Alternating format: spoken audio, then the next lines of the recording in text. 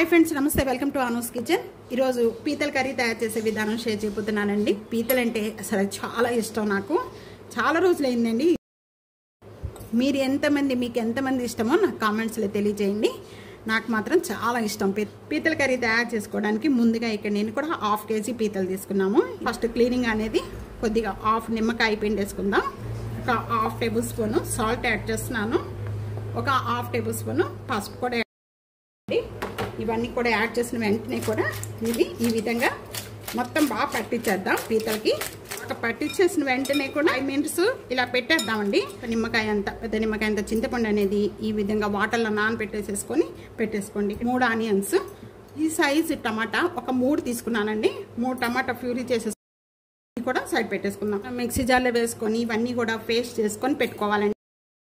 ఇక్కడ నేను ఉల్లిపాయలు, మనం 3 ఉల్లిపాయలు కట్ చేసి పెట్టుకున్నాము. 7 లేక 8, ఒక 9 వెల్లుల్లిపాయ రెబ్బలండి. అల్లం, 1/2 టేబుల్ స్పూన్ మిరియాలు, 1 టేబుల్ స్పూన్ ధనియాలు, 1/2 టేబుల్ స్పూన్ జీరా, లవంగాలు, కొద్దిగా దాల్చిన చెక్క, యాలకులు.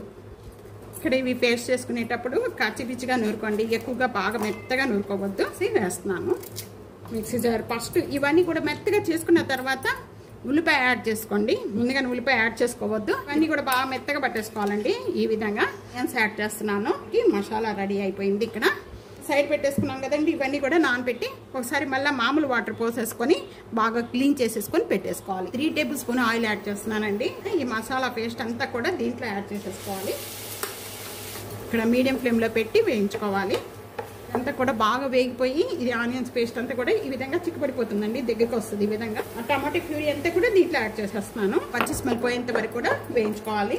ఈ విధంగా వేగుతూ ఉండగానే కొద్దిగా కరివేపాకు యాడ్ చేస్తున్నాను. ఇక్కడ 1/2 టేబుల్ స్పూన్ పసుపు, 2 table spoon red chilli powder, 1 table spoon salt add చేస్తున్నాను. ఇక్కడ ఇవన్నీ యాడ్ చేసిన వెంటనే కూడా ఇదంతా ఒకసారి బాగా కలిపేస్తున్నాము. చింతపండు జ్యూస్ వేసిన వెంటనే కూడా ఇదంతా ఒకసారి బాగా కలుపుకుందాము. క్లీన్ చేసి పెట్టుకున్న పీతలంతా కూడా ఇవన్నీ యాడ్ చేసేసుకోవాలి. యాడ్ చేసుకున్న వెంటనే ఈ మసాలా అంతా కూడా పీతలకి బాగా పట్టించాలి. మూత పెట్టేసుకొని ఒక 5 minutes వరకు కూడా బాగా మగ్గించేసుకోవాలండి. మగ్గించేసుకుంటే ఆ పీతలకి మసాలా అంతా కూడా బాగా పట్టి మంచి టేస్ట్ వస్తుంది. తర్వాత మనం వాటర్ యాడ్ చేసుకోవాలి. ఇప్పుడే మూత పెట్టేస్తున్నాను. ఓపెన్ చేద్దాం. ఈ విధంగా మగ్గిపోయిన వెంటనే కూడా ఒక 1 గ్లాస్ వాటర్ యాడ్ చేసేస్తున్నానండి.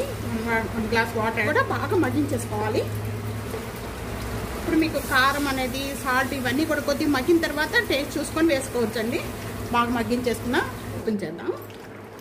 గ్రేవీ అంతా కూడా బాగా చిక్కబడిపోయి ఈ ఆయిల్ అంతా కూడా ఈ విధంగా సపరేట్ అయిపోయింది.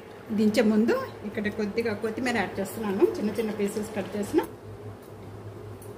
తప్పకుండా ఇదే విధంగా ఒకసారి ట్రై చేసి మీకు ఎలా ఉందనేది కామెంట్స్లో తెలియజేయండి. సబ్స్క్రైబ్ చేసుకోండి. ఫ్యామిలీకి, ఫ్రెండ్స్కి వీడియోని షేర్ చేసి సబ్స్క్రైబ్ చేసుకోవడం మాత్రం అస్సలు మర్చిపోవద్దండి. Thank you for watching.